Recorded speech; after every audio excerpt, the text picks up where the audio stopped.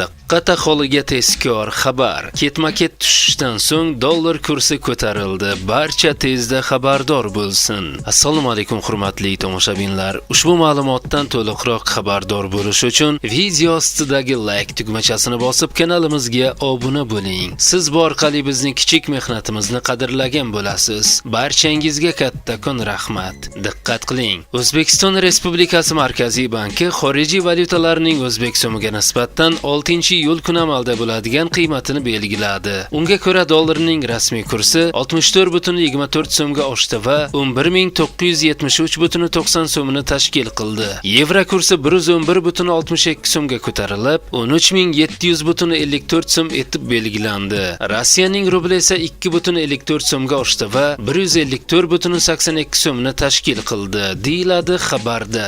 Hurmatli tomoshabinlar, video rolik ostidagi like tugmachasini bosib kanalimizga obuna bo'lib qo'yishlikni unutmang.